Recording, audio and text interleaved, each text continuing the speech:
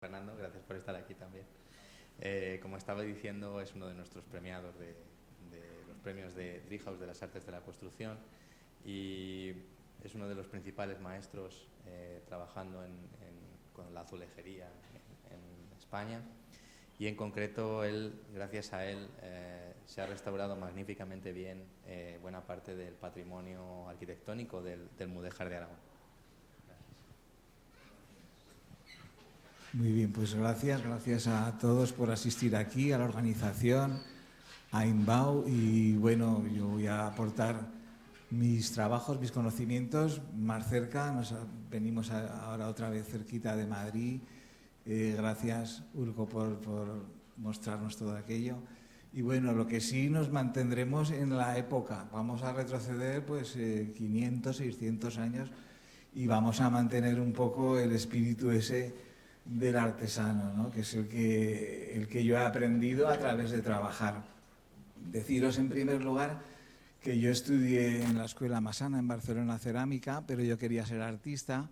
No se me había pasado por la cabeza el que iba a hacer restauración, ni azulejos, ni nada por el estilo, hasta que, bueno, al cabo de 8 o 10 años, pues me surgió, como vais a ver, pues un trabajo, ya me enganché, y después de uno me salió otro, y bueno, me fui metiendo en la piel de esos artesanos, de cómo trabajaban, y te engancha realmente.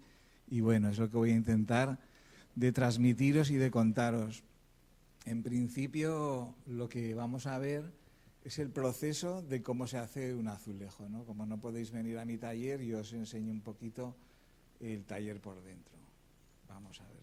Primero vamos a ver la tipología de las piezas, porque el azulejo es lo que más tenemos en la cabeza, pero hay muchas formas que aparecen en las rehabilitaciones, en las restauraciones de la cerámica mudéjar, de los edificios. Tenemos platos de muchos tipos de formatos, columnas, remates de pináculo, desagües. Se hacen a torno, un proceso muy tradicional, igual se hace ahora que hace 500, 600 años. Los colores, como veis, suelen ser siempre los mismos. Luego trabajamos también aparecen azulejos aplantillados, cada uno tiene un formato. Cuando nos introducimos en la estética islámica, pues por supuesto aparecen estas geometrías, estas estrellas de 8 puntas, esas composiciones tan magníficas que nos enseñan. Normalmente trabajamos, ya lo veremos más adelante, con unas plantillas de madera. Luego ya estaría el azulejo de arista, que es uno de los más característicos del mudéjar aragonés. Se ve también muy habitualmente en Toledo, en Sevilla, zonas concretas, pero duró una temporada no muy grande, entre el siglo XV, XVI principalmente, y luego ya a partir del XVII comenzó a cambiar otro tipo de azulejos, ¿no? Se llama de arista porque tienen un tipo de relieve que lo podemos ver. Luego posteriormente lo veréis en los moldes. Y luego estaría el azulejo de sobrecubierta, que es el que más vemos ya más posterior, y que sobrecubierta significa que está decorado con pincel y que es liso sobre una cubierta normalmente de estaño, de base. Bueno, ¿cómo trabajamos? ¿Cómo trabajamos en mi taller cuando se plantea una restauración? Pues lo primero es el estudio previo de cómo se encuentra esa edificación. Esta es la Torre de Utebo, que es una de las torres más importantes que vamos a ver luego posteriormente, porque es la que más variedad y cantidad de azulejos tiene. Ya veis cómo estaba. Esto estamos hablando de hace, creo que es en el 2004 cuando se hizo, o sea, no hace mucho. Estaba, pues bueno, hecha polvo. Aquí se ve un poquito más de cerca. Lo que hacemos, pues ver, de acercarnos al azulejo, ver qué nos va a transmitir, cómo se hizo, verlas de cerca, pues las faltas, las decoraciones, los estilos, los colores.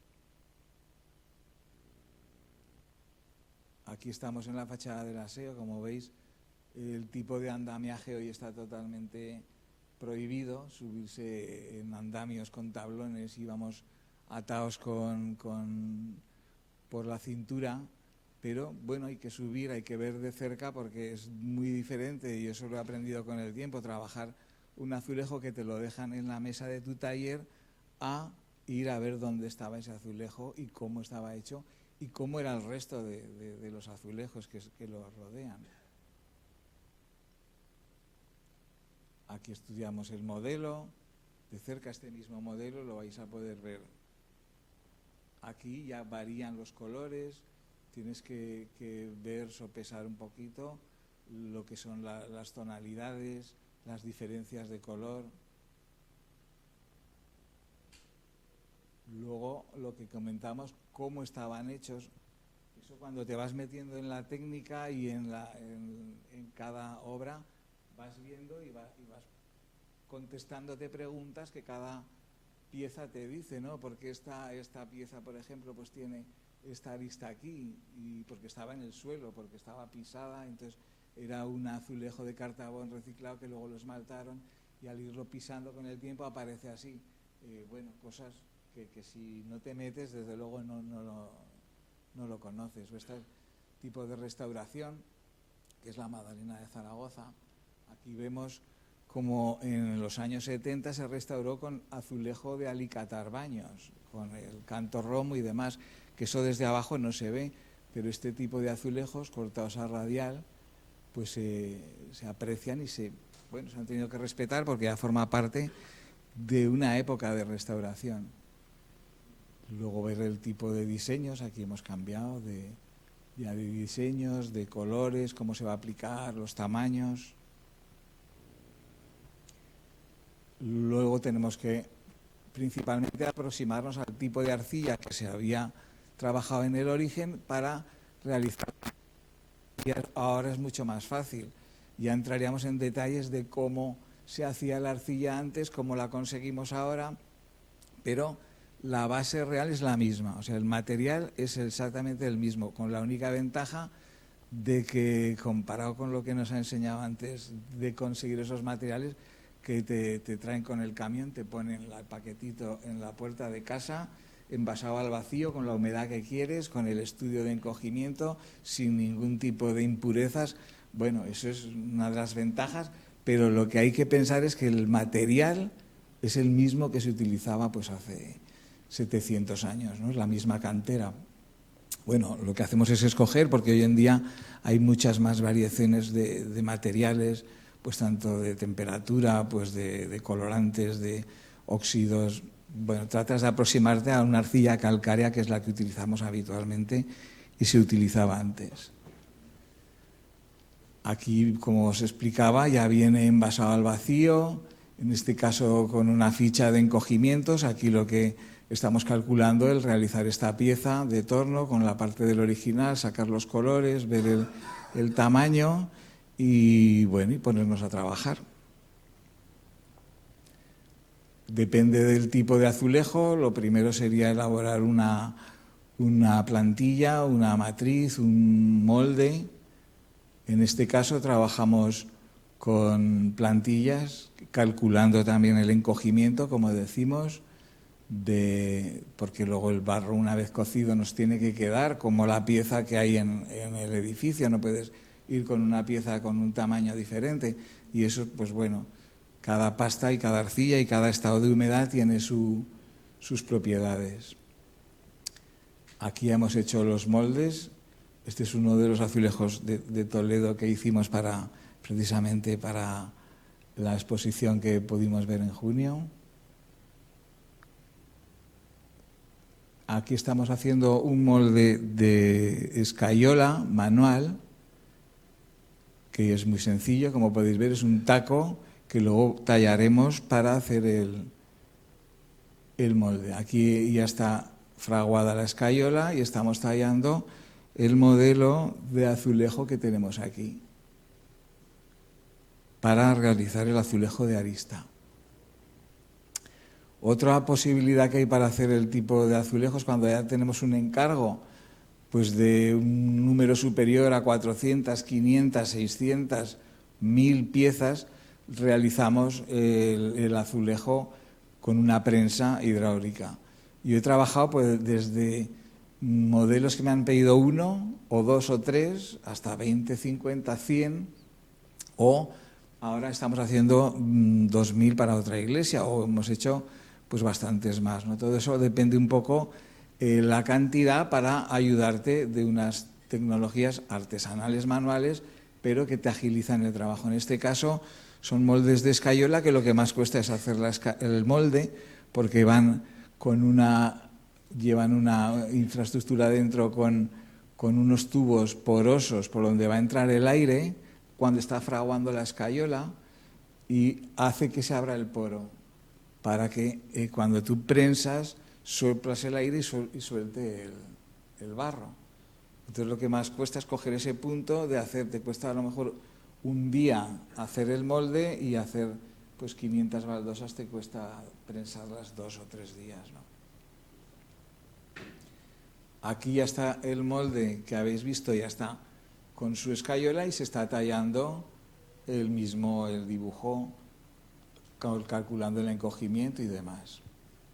Otro tipo de técnicas que utilizamos según la pieza que nos encontramos es el modelado. Modelado, pues en este caso estamos trabajando con plancha, el torno, que es en concreto es la pieza que hemos visto antes.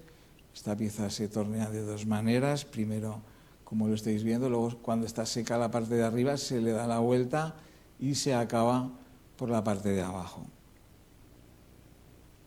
Luego la laminadora también es una de nuestras herramientas más útiles.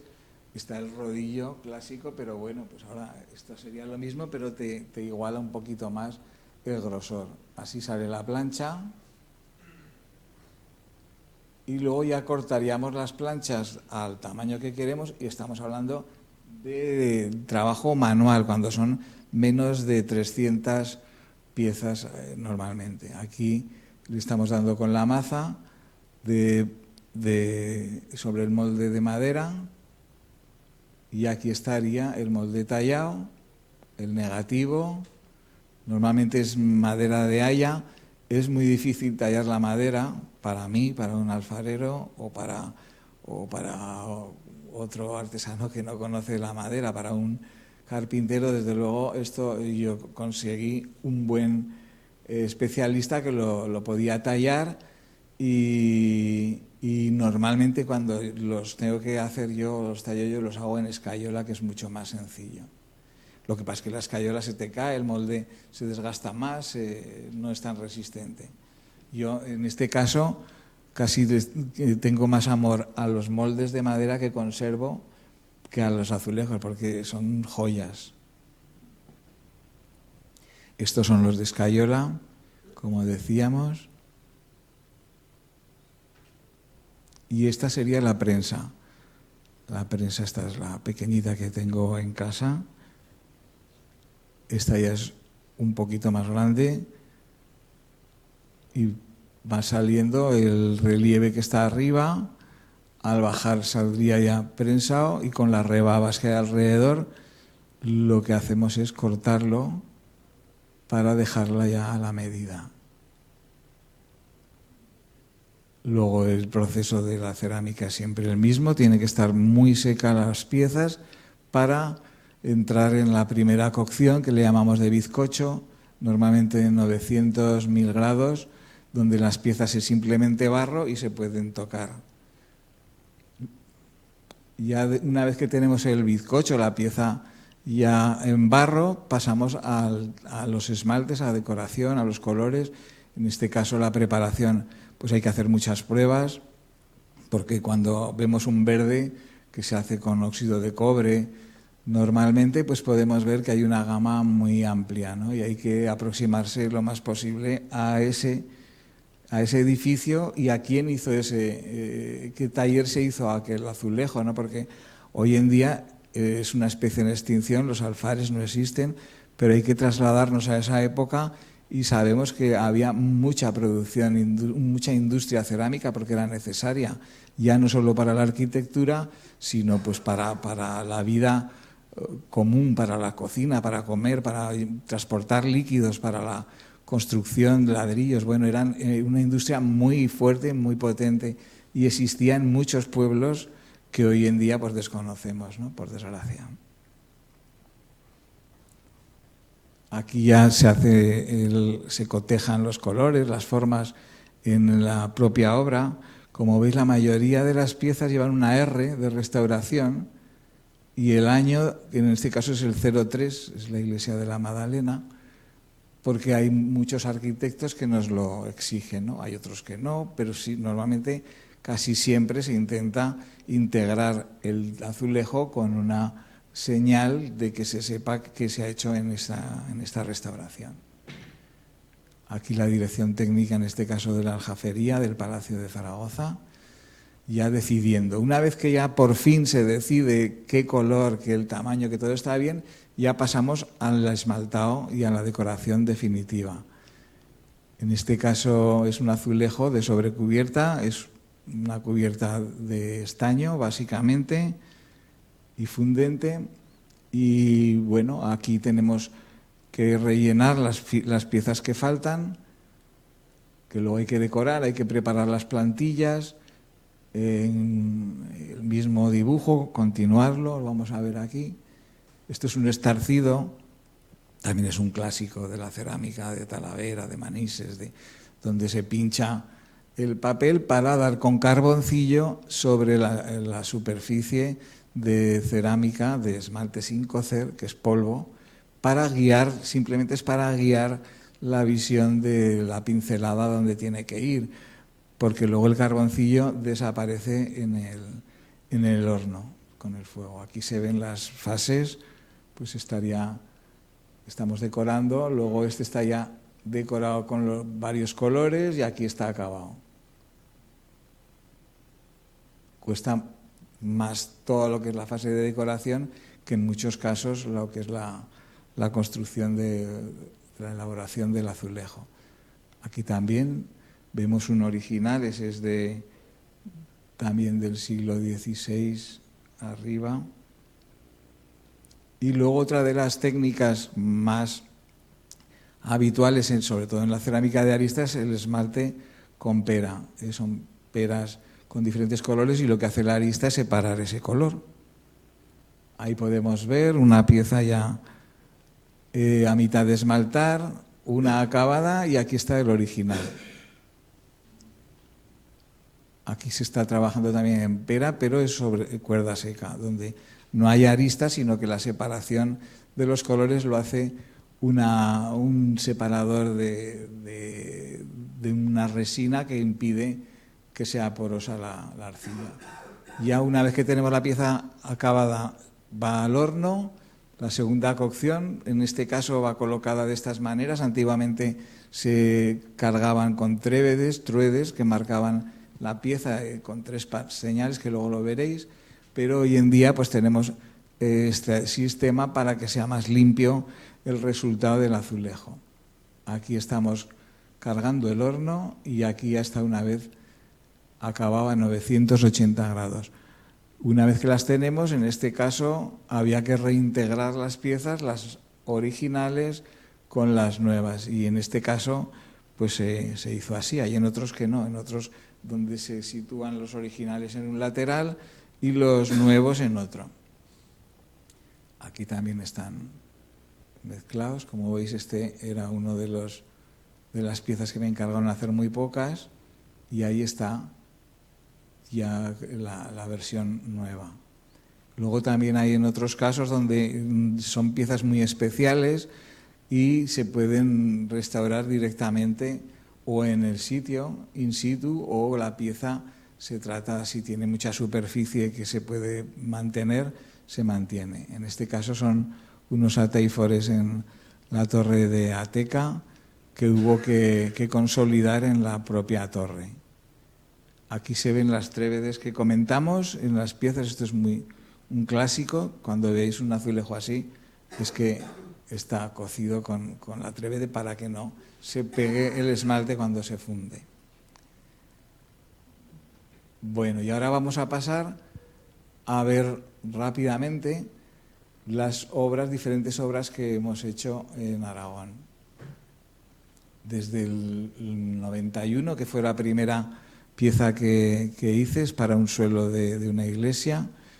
Me trajeron la pieza, en este caso es la de la derecha, y aquí ya me enganché un poquito, aprendí, dije, pues a ver cómo lo han hecho, empiezas a investigar, te vas aprendiendo, y ya otro de los trabajos más rápidos que vinieron fue la parroquieta del Aseo, que hemos visto antes una foto. Esta es uno de los muros más importantes que tenemos en el Mudéjar en Aragón. Vas aprendiendo geometría. Aquí tenemos el dibujo que luego lo podemos ver en la fachada una vez acabado. Esta fachada se sabe por documentación que la mandaron traer a ceramistas sevillanos, los hermanos Garcillo, para rediseñar el muro. De hecho, hay muchas zonas que podemos ver en Sevilla, en la Alhambra, hay determinados modelos que nos unen con toda la cultura del sur. Este es el castillo de Benedicto XIII, el Papa Luna, que nació en Illueca, y esta es los azulejos que quedaban porque eran los únicos que estaban en el exterior y en alto, porque el resto se los había llevado la gente a su casa, ¿no? Con lo cual tuvimos que coger estos modelos y reproducirlos. Ahí tenemos el original y el nuevo. Aquí otra parte del cimborrio del Aseo de Zaragoza. La iglesia de San Miguel. Hay muchos edificios que no tienen cerámica, pero sí en el interior. Como las matemáticas vuelven otra vez y la geometría a mostrarnos auténticas virguerías, ¿no? Como una cruz se va expandiendo y con una pieza tan sencilla como un cartabón, esto yo lo he hecho en el ordenador, pero ellos no tenían ordenador, con lo cual tenían que inventárselo y colocarlo de arriba abajo. Las capillas del interior de la catedral se hizo en varias fases. Como me dicen que vamos un poco justos de tiempo, voy a acelerar. Aquí tenemos uno de los suelos ya acabado. Como veis, son diferentes técnicas. Aquí el equipo siempre es muy importante, porque hay mucha gente que piensa, pero todo esto lo has hecho tú. Y claro, hay sitios donde solo tengo 2 manos y es muy importante tener un equipo que esté trabajando. Aquí volvemos a ver la geometría del cartabón. Estos son todo capillas de la Catedral de Zaragoza. La Torre de Longares también es una torre que nos recuerda mucho a los alminares de las mezquitas, también con unos detalles mudéjares muy especiales. El Palacio de la Aljafería. Aquí, pues bueno, también se siguió con la geometría, pero se escogió trabajar con otro material. Aquí sí que se ven en estos laterales las antiguas y el resto se hizo con un material más resistente, que es el grés. Cada pieza se hizo a medida, se iba colocando en el suelo antes de su colocación definitiva. También otro tipo de piezas es las tejas de lágrima, de esta torre de Albalate. Aquí también se ve el proceso. Aparecen unos platos así en la zona baja que no se ven muy bien, pero bueno, ahí están. Aquí es el interior de las fecetas. Seguimos con el mismo formato y otras geometrías. A Niñón. Ahí hay unas columnas que también se pueden ver, Y hay otro tipo de piezas, las columnas torneadas. El mudéjar y la cerámica, hay que tener en cuenta que lo que hacen es jugar mucho con las luces, con los ladrillos, metiendo el dibujo de ladrillo, y dar ese reflejo de la luz, que es muy importante. Aquí tenemos la Magdalena. Este es el azulejo que os decía, que son azulejos de lavabos, azulejo de 15 por 15 clásico, y esta es la Torre de Utebo, que es una de las principales joyas del mudéjar. Le llaman la Torre del Espejo, de la planta alta octogonal que refleja la luz del sol durante el día, y más con el azulejo de arista, que tiene mucha más potencia a la hora de reflejar las luces. Aquí se ven los collages que a mí tanto me han inspirado y me parecen pues una maravilla. Este es el azulejo de suelo también. Bueno, veis cómo se van repitiendo también los colores. Esta es la Catedral de Tarazona, también se restauró en varias fases. Arriba es donde están los remates de los pináculos que hemos comentado. Catedral de Huesca. Además de los trabajos que hay aquí, también he tenido la suerte de trabajar en otros, nos hemos centrado en Aragón, pero en otros monumentos tan importantes como la Alhambra, fuera de Aragón. Bueno, de alguna manera casi habéis hecho turismo por mi provincia, por Zaragoza. Esta también es curioso. Esta es la parte, las que quedaban, los restos antiguos de los azulejos. Esto es lo que se empezó antes de ya rematar la restauración, y así es como quedó. Totalmente cambiado.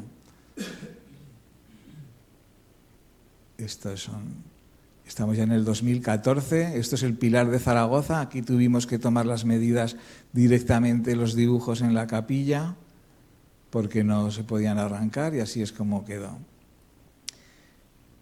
Y ya vamos a llegar al 22, estamos en el 19. Últimamente las obras más importantes de Aragón ya están hechas.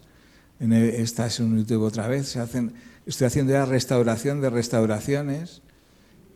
Y ahora estamos en esta, que estamos haciendo pues 2000 piezas de estos modelos para un suelo que está cerquita de Soria.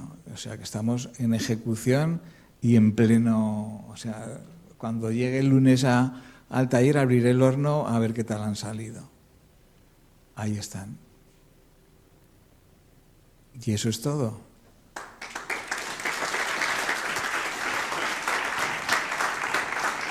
Gracias. Muchísimas gracias. Fantástico. Qué maravilla de arquitectura, además. Bueno, sí, bien, pues hacemos lo mismo. Preguntas, comentarios. Bueno, es un lujo, como me comentas, es un lujo el poder trabajar en edificios públicos, en edificios que sabes que tu obra pues la va a disfrutar mucha gente, ¿no? Y que se va a quedar pues durante mucho tiempo. Eso es uno de los privilegios que tenemos.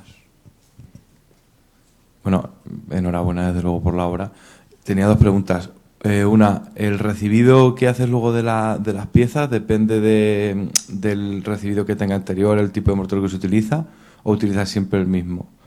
Bueno, y yo me ciño normalmente a la cerámica. Yo soy repositor de la cerámica. A mí me llama una empresa o la dirección técnica para que yo haga esas pruebas.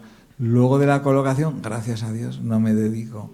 Pero sí que tratan de aproximarse mucho a los morteros de cal.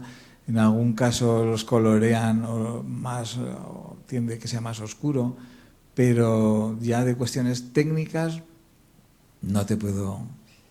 Vale, entonces igual la otra tampoco puedes, porque hay zonas, claro, que repones una pieza o dos, pero cuando tienes que hacer esas 2000 piezas, por ejemplo, hay que imaginarse cómo era ya, ¿no? Hay que hacer una nueva plantilla de todo, ¿no? Sí, en la mayoría, en este caso último, las han numerado todas las piezas, las han arrancado porque se quiere que vayan en el mismo sitio. Entonces yo voy a hacer las que o se han salido rotas o estaban ya totalmente desgastadas de la superficie, porque al ser tan pisado, bueno, incluso las que haga yo, si se siguen pisando, dentro de 100 años o 200 estarán peladas. y más ahora que en los monumentos vamos todos por el mismo sitio, se pasa. Entonces, normalmente en las capillas, ya como en la catedral, ahí no se deja entrar, o sea, hay ya verjas, etcétera, para que no se pise.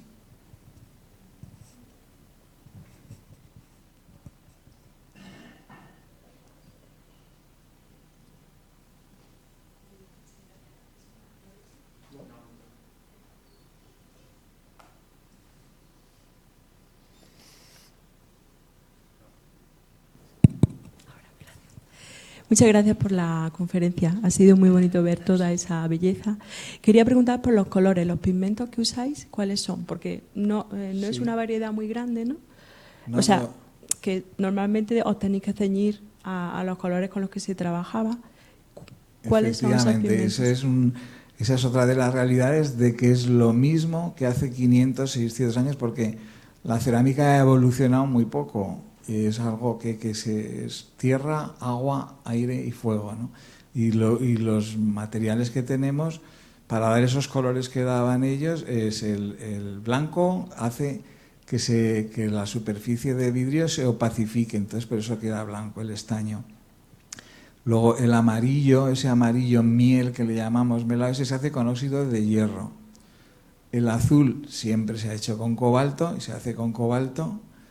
Los verdes se hacen con cobre, carbonato, óxidos, pero la base es el cobre. Y los marrones que los hay más negros, más oscuros, incluso más liláceos, tirando a esos son de manganeso.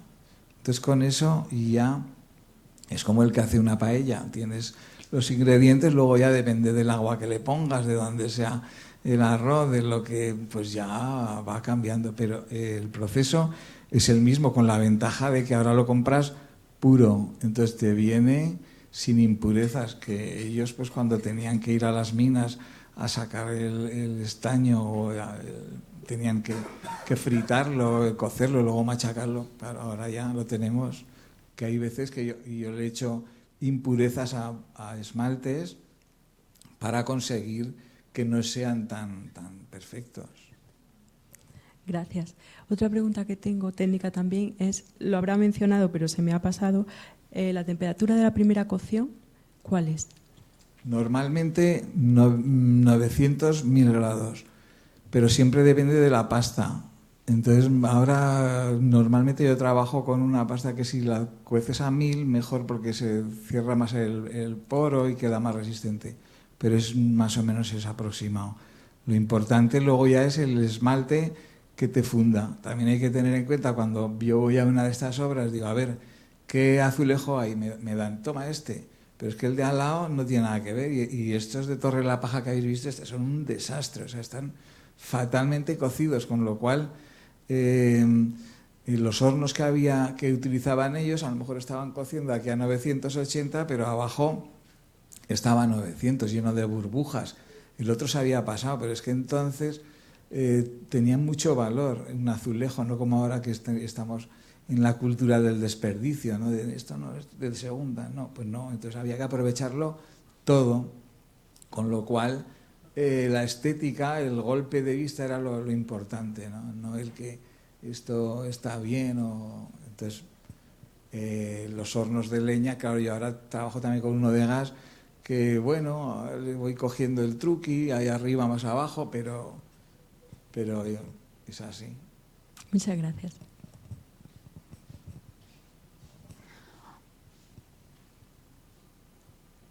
Dime. Hola, buenos días. En primer lugar, agradecer también la organización del Congreso y la asistencia de los ponentes, por supuesto. Dicho esto, mi pregunta es en relación a la producción de las piezas propiamente dicha. Si es una producción que siempre es externa, es decir, en un taller externo, o ha habido una mezcla de intentar hacer algún tipo de experimento, digamos, en la propia obra. Lo digo por aquello de la cuestión de tanto de plazos de tiempo, ¿no? que ya se ha salido, yo creo, a debate, y con respecto también a la inversión económica, ¿no? Que muchas veces a la hora de emplear las técnicas tradicionales pues nos enfrentamos con esa tesitura, ¿no? Ya sea en obra pública como privada, en mi opinión. Entonces, por eso planteo esa pregunta, ¿no? Normalmente el trabajo de taller siempre es en mi taller, porque la cerámica, al necesitar una infraestructura más grande, no puedes movilizar sobre todo los hornos, ¿no? Lo que sí, yo he trabajado con obras muy grandes, como la aljafería, que hicimos 57.000 piezas, y yo colaboro con otros talleres más grandes para que me ayuden, pero esa es la única manera de trabajar. Muchas gracias.